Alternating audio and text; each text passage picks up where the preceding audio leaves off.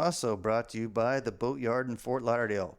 Eat local, but stay coastal at the Boatyard Restaurant. The Boatyard is located at 1555 Southeast 17th Street in Fort Lauderdale. That means you can come by boat or you can come by car. Enjoy the nautical atmosphere whether you sit inside in the cold AC or outside on the patio bar. The Boatyard has something for everyone. Monday through Friday, happy hour, where local favorite is bar bites and handcrafted cocktails. Open for lunch, dinner, and the popular Sunday brunch. And don't forget, Ladies' Night, every Thursday night from 7 to 10 p.m. where ladies drink free. Dock and dine at the famous Boatyard in Fort Lauderdale. I am sure you'll have a great experience. Clear the airways. The Lunkerdog is on the air. Are you ready? This is the Real Guy Podcast. Hey everybody, it's Captain Jeff. Welcome to the Real Guy Podcast. We have Steven Busaka in Lunkerdog Studios tonight. Steven, what's up, dog? Dude, this is a big show that we're about to do right now. This is like one of those shows that kind of like I get like kind of like chills down my spine when I think about this topic, but it's something that's come up to me recently, and I think it is something that we do need to kind of address at some point. Well, what do you mean, like? So you got a topic that we're going to talk about tonight? Yeah. And then you're feeling like there's a big anticipation? There is. This is like, so, okay, you know that old saying, the elephant in the room? This big thing that everybody knows is kind of there, but everybody tries to kind of ignore? Right, okay. This is kind of one of those things, you know? So it's one of those things that I think needs to be addressed.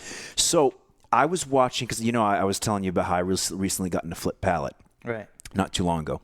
So I was watching an episode of Waterman that Real Time has with Benny Blanco, and they had the episode where Flip Palette was on there fishing with him. And at the beginning of the show, you know, Flip was kind of talking about, you know, how his generation and his dad's generation, they didn't do a very good job of kind of, you know, taking care of the resources of Florida, da-da-da. And then he kind of segued into this sort of passing the torch to the next generation. Right.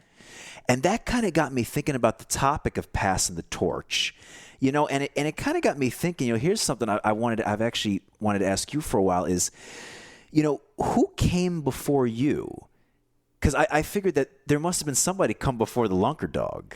Well, yeah. You know, and then somebody kind of passed that torch to you. So who came before you? Well, I mean, I was fortunate because I had multiple influences on fishing, you know, like, and then when the torch kind of got passed to me, it was more of a cycle, progression. And I'll tell you what I mean by that. Like my mother introduced me to fishing. Your mom? My mom, yeah. Really? Yeah, we lived on a little mill pond. This is before we even moved to Florida. This was up in Massachusetts, right? In Massachusetts. This is pre-1975.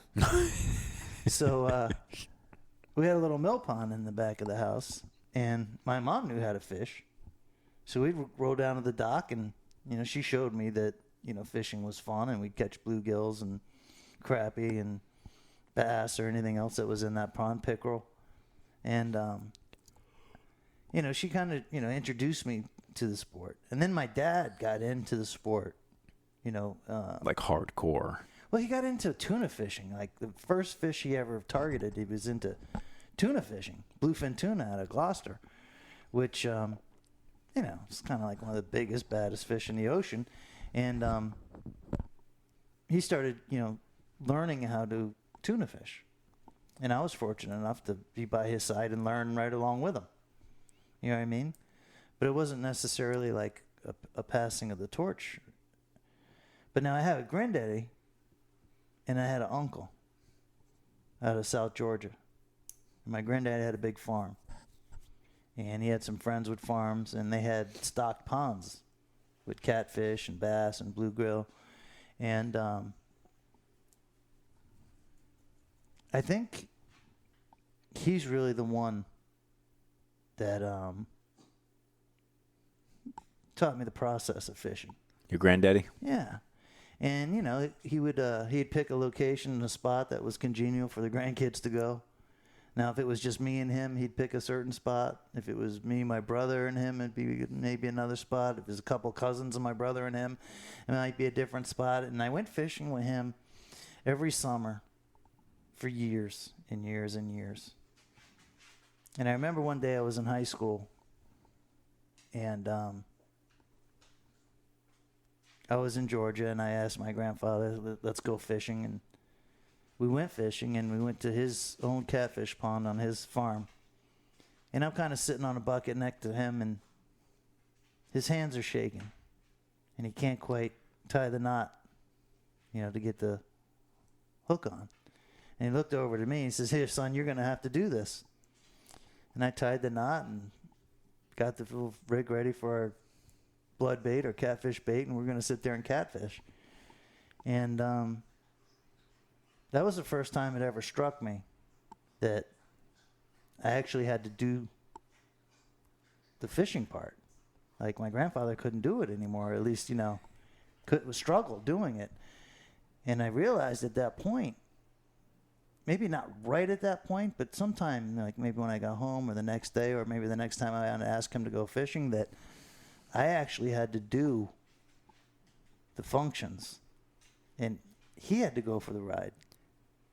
That was literally maybe, I wonder if he even knew that was kind of him passing the torch to you. You think he even realized that? No, I don't think he realized that, but I think he realized that if him and I were going to spend the time together that we were used to spending fishing, that I was going to have to start picking up the slack, because not far after that is I'm the one that had to drive the truck because he was getting too blind to drive the truck around the farm. So when we go fishing, I would drive the truck. It's a funny story because he was driving the truck and we were pulling out of the bait shop and he waxed the piss out of the light post. Put he back into it? He just wasn't paying attention to his front end, and he couldn't hardly see out of his right eye anymore. And as he turned the wheel, bam, he smashed the damn light. And my cousin and I both kind of looked at us, and then he looked at me and my cousin and said, "One of you guys is going to have to drive the damn truck." Are you serious? So we started driving the truck to go fishing. And at that point, I said, okay, if we're going to make this happen, I'm going to have to pick up the slack. I can't expect my grandfather to do this stuff. And then I had an uncle that lived down the street from him who was really big into bass fishing and stuff, and would take me on Lake Blackshear, or some people call it the Flint River. And we did a ton of catfishing and bass fishing, white bass we would go after. And I fished with him and I fished with his son for a long time, and they were all older than me and taught me everything that they knew, and then he come visit here in Florida, and he wanted to go fishing. And he couldn't hold the reins because he didn't know how to saltwater fish. But the time that I spent with him, and then the time that I spent here learning all the different ways to fish, when my uncle came, it was like, hey, it's time for me to take him fishing. And then I started to put two and two together, and I was like, I'm taking the guys fishing that taught and took me fishing. The student became the teacher. Yeah. To a point. And the torch was being passed. It wasn't like I got it all at one time. It was kind of a gradual process is what happened. Right, and it's a gradual process through many steps, because there was other people like Tom Green. But see, Tom had a bait shop. It wasn't really a passing of the torch. He just helped a lot. But there was this one guy, Walt Jennings, who was a writer for the magazines and stuff. And he was a friend of my father's, and I used to go fishing with him in the Mako's Owners tournaments. Those are the tournaments that we talked about with George Pavaramo. Yeah. And we grew up doing that. And Walt took me all over the country to fish all different styles of fish. Mako shark tournaments, striped bass tournaments, bluefish tournaments, marlin tournaments. Kingfish.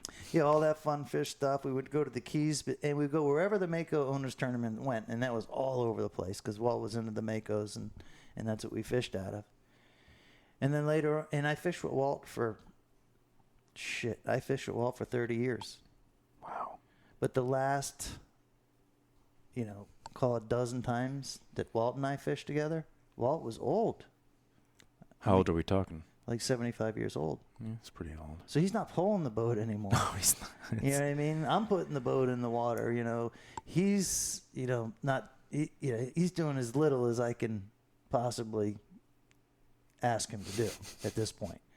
Where he was the dude that taught me how to do so much of this offshore stuff. And again, it was like a little light went off in my head, and I'm like, call him at 30 at this point, 35 maybe at this point. And I'm like, all these dudes that spent the time and energy with me, I now am spending the time and energy to spend the time with them. And it was a kind of a long, natural progression of the passing of the torch, as you say. And see, that's interesting because you think about it. That started from when you were a teenager all the way up to your mid-30s. Right. So it was a long process. It's a long process, and I mean, I started early, so I grew with these people that got older. When do you think it finally, do you think that by your mid-30s is when you kind of were like, I'm officially ready to have this torch passed to me? Probably when you're mid-30s? Yeah, and it was very apparent when that time came. Because when that time came, people were just handing over their sport fishing boats. You know what I mean? Like, these guys worked their whole life to get a 54 Bertram or whatever. And they're like, here, Jeff. Here you go. Yeah, run this thing for me, and let's take it to the Bahamas, and let's catch X, Y, and Z with it. And, they just handing you the keys. So, now you're like, okay, I'm the dog. I'm the guy that's actually going to put everybody, this whole program, I'm going to put them on the fish. So then there's no question at that point. And it's like, it floored me at the beginning. But then I look, through process of elimination, like, well, who the hell else is going to do it? So let me ask you this now. I mean, did you feel a lot of pressure? I mean, was there a little, because that's a big responsibility. You know what I mean? Was there a lot of pressure? Yeah. Did you feel a little bit intimidated at times? A little bit, but the way the process worked was you knew it was your time. And I'll give you a good example. Like my father and I, who did a ton of blue marlin fishing together. And I mean a ton, I mean a shitload. I mean, there was days we would just go in the Bahamas and fish 6, 7, 8 days in a row. No tournament, no nothing, just putting in sessions. You know what I mean? And then, we'd put in the time and the work, and we'd get good at it. And we really liked catching small blue marlin on 30-pound test. That was like that's where our setups were. But even a small blue marlin is still kind of a trophy fish if you think about it. Every blue marlin's a trophy. But catching small blue marlin on light tackle is just, it's cat's ass as far as I'm concerned when it comes to bill fishing. And me and my dad, we were into that. So we would go out and we'd practice and we'd find our spots and these little edges and stuff where the current would hang up, and we knew these 180-pound fish were hanging out. And then he'd bring some business buddy with him who didn't know diddly, who didn't put in the time and all that. And I used to get so pissed at my old man. Like, dude, what are you bringing this nerd on the boat with us for? He's going to blow the fish. I know he's going to. And then the guy would blow the fish, and then I'd get all upset. My dad would kind of laugh a little bit. And, I'd be freaking downstairs throwing shit around the boat. And, took it way too seriously. But that was my attitude. Like, what's this guy doing on our boat blowing the fish?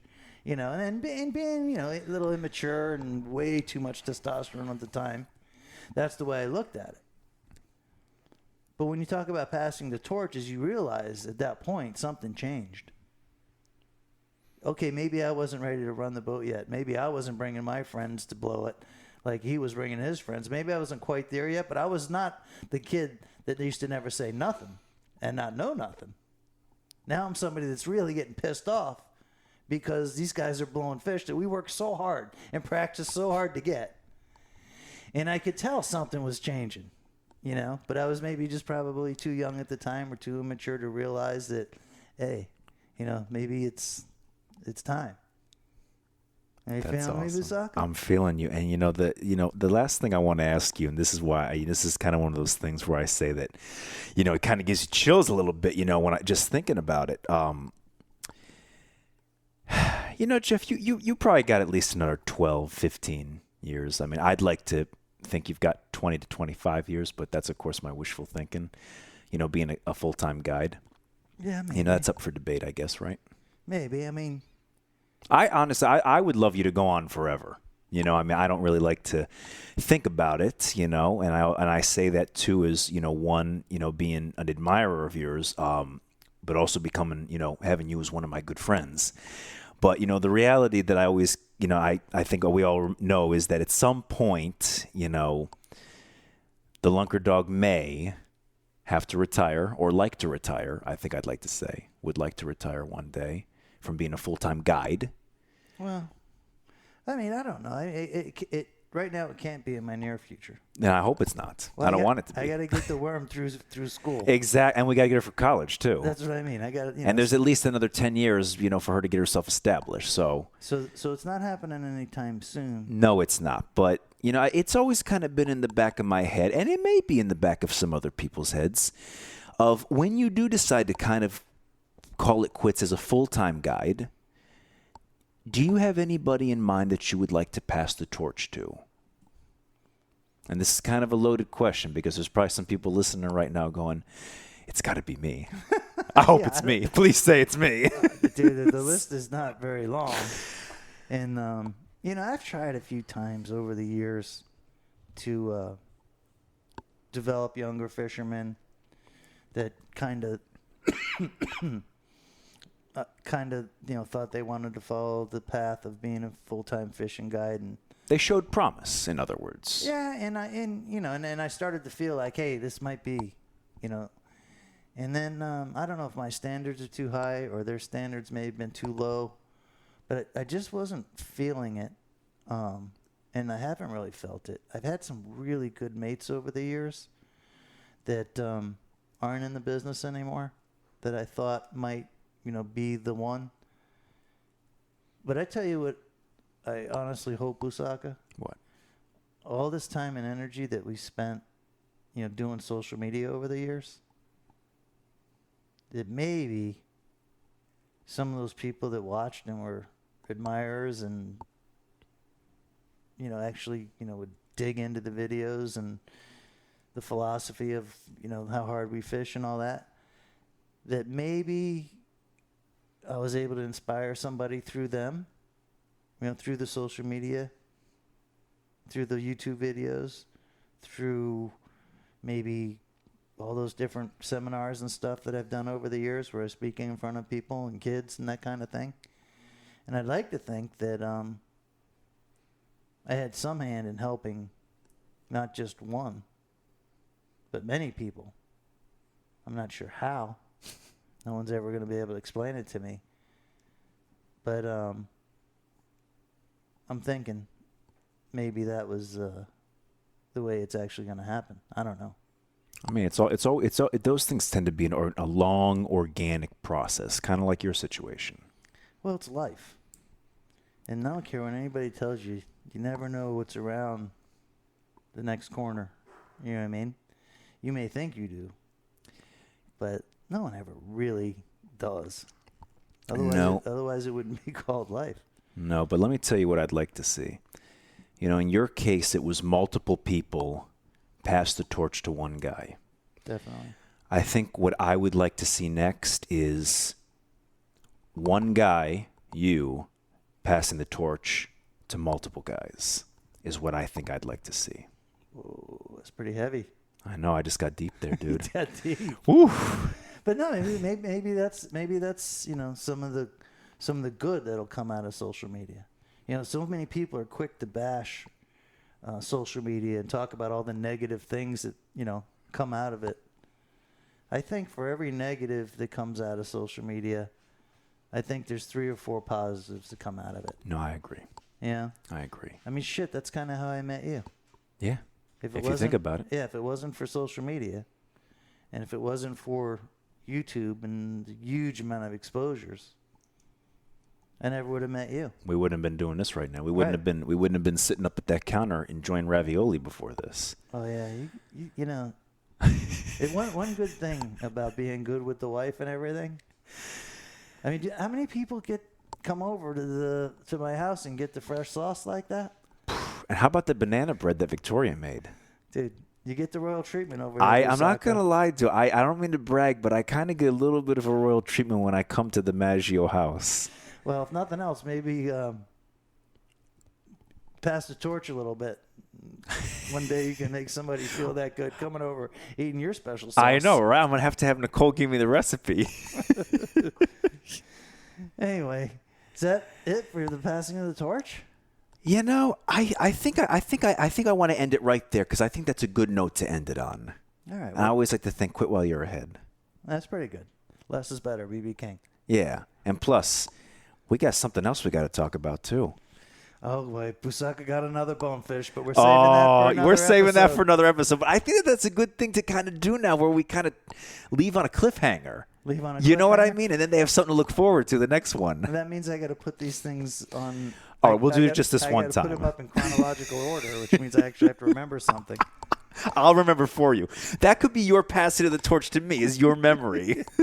Anyway, guys, thanks for listening to the Real Guy Podcast. That's Stephen Busaka, the Shepherd, and I'm Captain Jeff, the Lunkerdog. And thanks for listening to the Real Guy Podcast. This is a podcast for real guys by real guys.